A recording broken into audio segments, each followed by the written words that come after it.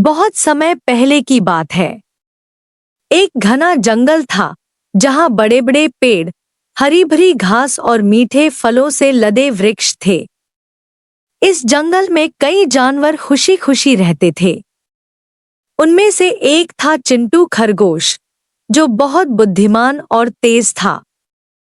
उसकी फुर्ती और चतुराई के किस्से पूरे जंगल में मशहूर थे।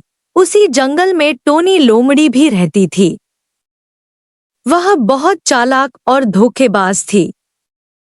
टोनी अक्सर कमजोर और भोले भाले जानवरों को बेवकूफ बनाकर अपना काम निकालती थी। लेकिन सबसे ज्यादा उसे चिंटू से जलन होती थी। इस खरगोश को पकड़कर खाना मेरा सपना बन चुका है, टोनी ने खुद से कहा। लेकिन जितनी बार उसने चिंटू को पकड़ने की कोशिश की, उतनी बार उसे हार का सामना करना पड़ा। एक दिन टोनी ने नई योजना बनाई।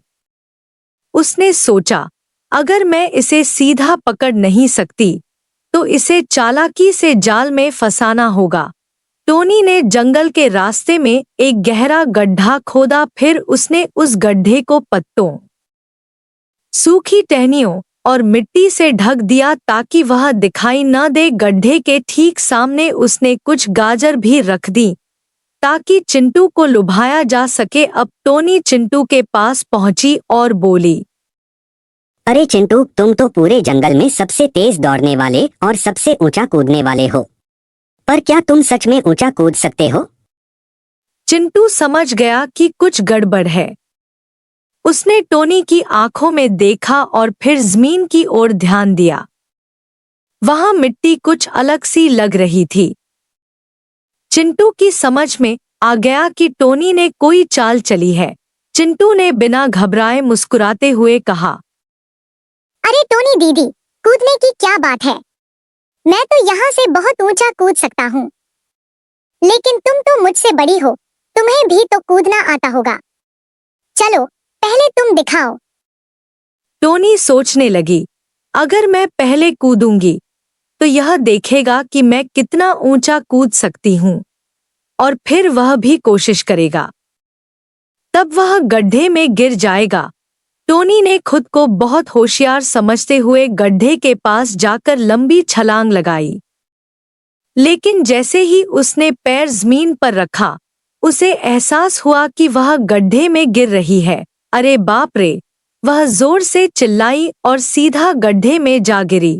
चिंटू हंसते हुए बोला, अरे टोनी, तुम तो खुद ही अपनी चाल में फंस गई। अब बताओ, यह चतुराई थी या बेवकूफी? टोनी गड्ढे में पड़ी पड़ी गुस्से से उबल रही थी, लेकिन अब कुछ कर नहीं सकती थी।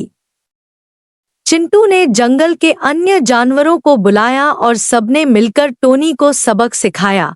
इस घटना के बाद टोनी को समझ में आ गया कि हमेशा दूसरों को धोखा देने की कोशिश करना अच्छा नहीं होता। खरगोश चिंटू ने उसे समझाया, अगर तुम अपनी चतुराई अच्छे कामों में लगाओ तो तुम्हारी भी इज्जत होगी।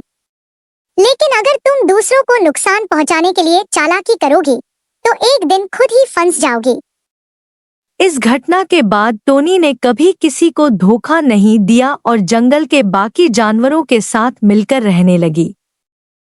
शिक्षा, चालाकी से ज्यादा बुद्धिमानी जरूरी होती है। दूसरों को धोखा देने वाले लोग एक दिन खुद ही मुसीबत में फंस जाते हैं। हमें हर परिस्थिति में सतर्क रहना चाहिए और बिना सोचे समझे किसी की बातों में नहीं आना चाहिए। नमस्ते दोस्तों, अगर आपको हमारी कहानियाँ पसंद आ रही हैं, तो स्टोरी टाइम चैनल को सब्सक्राइब करना न भूलें। आपका प्यार और समर्थन ही हमारी प्रेरणा है।